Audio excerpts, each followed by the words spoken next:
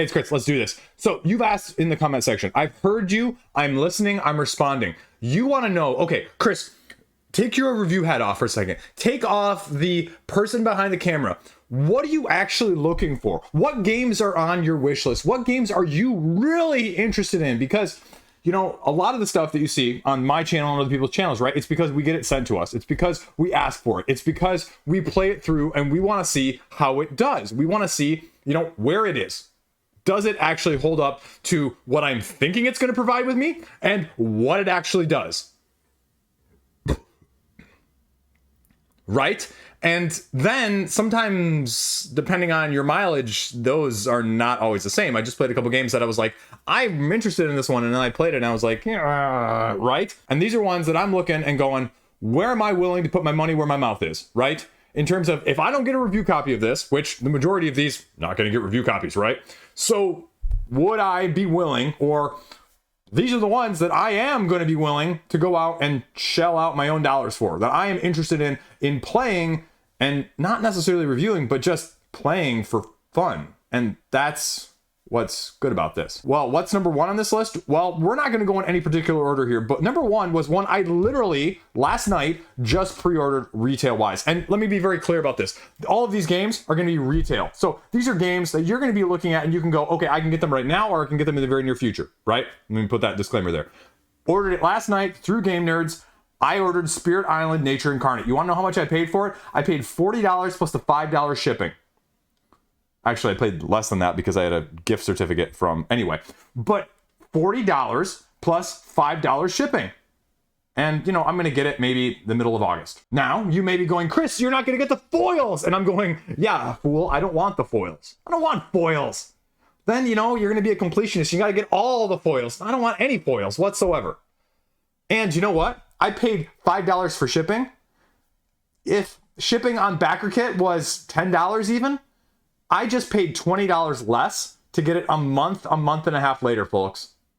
Sometimes you can support publishers at retail and save yourself money. I am a Spirit Island FOMO junkie. I want it all, except for Horizons of Spirit Island. I actually just traded that away. But I have all the rest. I want all the rest. I haven't played it enough. It's one of my top games of all time. And I want more of it. I want more of it. It is one of my most anticipated favorited games. It was probably one of the highest, if not the highest, on my wish list on Board Game Geek. So take that for what you will. That's why it was number one. Now we're going to go completely the other direction, and this is more of an honorable mention because I don't know how I feel about it yet, because I have a little bit of FOMO as a content creator, but I also have a little bit of, I'm glad I didn't go that way because I'm not sure I have the interest in it or I'm going to like it in the first place, and I don't want to waste my money because I'm not going to get a review copy. And that's Stonemeier's latest game, Expeditions. I'm not a big fan of Scythe. I love the world that they created with that, but the mechanistic approach, I'm just not sure. I have no Stonemaier games in my collection. The ones I've reviewed, I've ended up trading away or selling. Nothing has stuck, and again, that's more a reflection of my own interests and tastes rather than the quality. I've actually been interested in trying to get a copy to play trade-wise of Tapestry, so I can actually see it, because again, that one's very divisive in terms of people that really love it or not, and I don't really have a whole lot of civ building. But as an engine building, you know, multiplayer solitaire game, you know, I like multiplayer solitaire.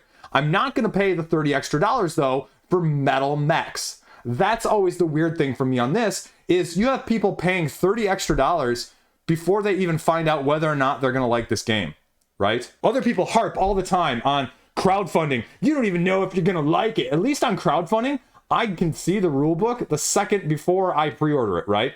You had people pre-ordering this like before there was a rule book out, before there were any videos out, before, you know, yeah, there's some journals out there in terms of what Jamie does. He does a great job on that. But you know what? There's a lot of sight unseen there and a lot of FOMO from that aspect of things. Not on his part, but on people. And, you know, at this point, the people getting it are, you know, liking it, at least what I see on social media. But also, you know, selection bias as well, too, there is very strong. So that's my honorable mention because I don't have a clue where that's going to go. And I've been tempted to pre-order it, but at the same time, I just know you know, what I've had with the other Stonemaier games experiences so far, and it's going to be a try. It's going to be probably a try rather than a buy. One that actually did end up in my collection is Wizwar, the 8th edition. I read a couple reviews of it. I love crazy chaos. Take that. So from the 9th edition, from the Steven Jackson Munchkin style of things, is still in the process of being delivered to backers at this point. It's not available at retail. So I found a good copy of that, as well as one of the expansions on the secondary market for not a bad price whatsoever. I don't feel bad about it at all. It's going to be chaos. It's going to be crazy. Speaking of things to actually maybe get the kids to play with, you know, if you can just blow each other up with spells, that'd be something, you know, kind of cool. For my cooperative side of things, the only one that's been on my radar recently has been Banish the Snakes. As a solo cooperative game, and I've read a bunch of reviews and they seemed a little bit mixed. People like it, but they also say it gets a little bit samey in terms of the order of operations of how you're putting out the pandemic style of fires in this Irish-based thematic game. And I don't know how I feel about that. I, you know, don't feel bad about it at the same time. I mean, cooperative is one of, if not my favorite mechanism as a whole. And so, you know, see Spirit Island earlier in this video, I could see myself going for it. At the same time, I've read enough detriment that I feel like, again, I worry that with some of these games, even some of the competitive ones, it turns into the same thing every single time. And that's, again, like why I got rid of Role Player for me. Role Player, the base game, was just that in a nutshell. And so if you have that as a cooperative, is it actually going to work for me from that aspect of things? Now, going over in a different direction, the 2-player side of things, as my wife's main interest and I to play together, 30 minutes or less, especially abstract style, seem to be a very good fit. And 2 have really stuck out to me and really kind of caught my eye. One has been at retail for a while, and the other is pre-order CMYK's latest Lacuna, which is sort of like the cube dropping one, where all the cubes just splay out on the table, only this is like with colors, and then you're doing a similar thing where you're matching, and you have a line between them, and you're trying to connect which ones and gather the colors up. So people, I guess, you know, from the media side of things, I think Space Biff had an absolutely glowing review of it. And that would be something that my wife and I could easily play anywhere. It'd be like a nice date night one, or go out to the park some evening without the kids and play it on a picnic table. And I could see myself doing that one, as well as Boop. Boop. It's abstract that is rethemed with cats. And again, it's a cat-themed abstract game. I mean, it's got a cool theme. I love cats, I guess. I don't know. I have 2 cats. But you're just trying to line up 3 in a row. But every time you line them up or put one down, it pushes them all, you know, in a different direction. So that's the Boop aspect of things. 20 to 30 minutes, Mensa, winner, yeah, right. You have to pay to get entered into the Mensa competition in the first place, so take that for what you will, right? That's why a lot of games don't win Mensa, folks, if you didn't know that. It's like the New York Times bestsellers. You actually have to, like, pay to get on the list in the first place, so it's not terribly always representative of things that are really good. Anyway, so 2 other things, completely going in the opposite direction here. You know me, I'm chaos if nothing else, in a windstorm, maelstrom all rolled into one. Cosmic Frog, Find Muck. Heard me talk about this one several times now. Cosmic Frog, great game, very unplayed because of the nature of it, but Find Muck, Find Muck, that cracks me up every time I say it. You know, from Devious Weasel Games, fantastic game. It's never going anywhere, no matter how little I ever get it played. So this giving me psionics as a different chaos controlling mile-high frogs that are cosmic entities eating up resources and, you know, areas of ground. It's a crazy game, folks. If you like psychedelic anything and just chaos, take that. This should be a game on your radar, and so this expansion is going to offer more of a good thing. And going in a completely opposite direction again, I've been a big fan of dexterity games. You know, I've got Crokinole, I've got Clask, I've got another game that I'm going to be talking about, Binho, really briefly here in the upcoming future, as one of the best games I've ever bought, probably in terms of value.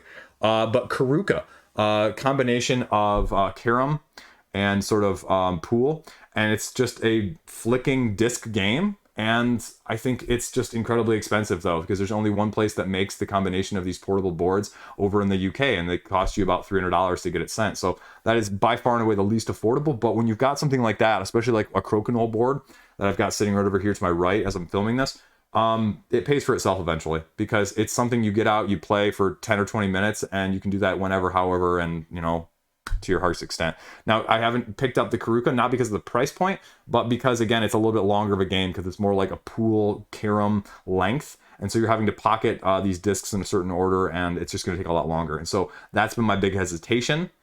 And that's probably going to be the thing that prevents me from picking it up more than anything else now that I'm thinking about it, not because of the price point. Because of the price point, you know, again, if you want to spend the money, you can spend the money and justify it. But from that aspect of things, I think it's going to be, you know, kind of where I go with that. 2 two last ones here. We have Age of Innovation. I've never gotten into Terra Mystica. I've never gotten into Gaia Project. This is a new spin on things. Hopefully it's a little bit more accessible, not quite as complex overall, but still offering me the very gameplay content with all of the asymmetric factions that you can have in more of a maybe streamlined manner. Not maybe Terra Nova style, but maybe slightly step up from that as well, because Terra Nova has also gotten mixed reviews. So that's probably my heaviest game easily on this list. But again, I'm broaching into that side of things with Bitoku, with my Carnegies, with my Viscounts of West Kingdom, although that's probably, people are like, that one, Chris, what are you talking about? That one's, anyway, but you know what I'm saying. I just got a copy of Wayfarers of the South Tigris as well, folks, into trade. I lied. Two actually more up. One is briefly the War of the Ring, the card game, the expansion Against the Shadow. It's going to be offering a solo mode as well as a cooperative mode, and it's really the cooperative mode that's got me. Aries, call me, return my emails.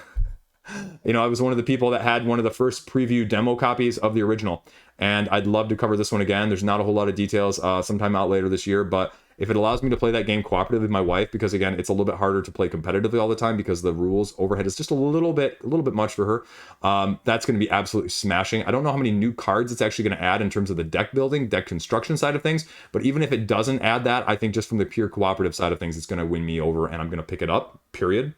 Because again, I stand by that fact that that's that freaking good of a game.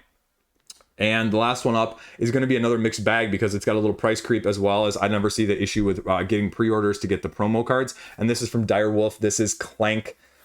Clank. This is Wild Tiled West. I don't know why I thought Clank, but Clank on the mind, right? So this is Wild Tiled West, a Wild West themed tile laying game that the Dice Tower did a playthrough of a couple months ago. And it's on pre-order, and again, there's a playthrough, but this is one where I don't see a full rulebook out yet. It's like a $70 pre-order, and it's probably going to be 50 or so bucks on sort of like Spirit Island. So when it goes wide distribution, and I can see myself waiting, or again, trying to pick it up at, trade rather than, actually. So that's it. That's what we got out there going on, and that's everything in between. So we're going to see where this one goes. I have a review copy of the one I did not mention here coming up to me, hopefully from Plaid Hat Games, the Freelancers, the combination of Forgotten Waters and Dead of Winter. I love Dead of Winter, and you're using the Crossroads system as next in the iteration of that game, and you're giving me a little bit more of the Forgotten Waters role-esque playing game with campaign-style open-ish situation. And so I'm intrigued to see what they can do with that. And so yeah, we'll go from there. And again, too many games, too little time, and a little bit of everything in between. So what's on your radar? These are all the retail ones. I'm going to do a whole different crowdfunding video, that side of things, to let you know, okay, what am I actually interested in backing, right? Like I talk about, 10 to 12 or 15 games a week on the crowdfunding roundup, but what are the ones I look at and I go, rather than just even my sleeper picks of the week, what are the ones I'm getting? What are the ones I'm most interested in? Where are my thoughts on that? Again, strong opinions, everything else in between. Subscribe if you're not there already. If you've made it to this part of the video again, subscribe! You owe it to me. Please? I don't know. I'm done. Stay classy. Have a great freaking day. See you around.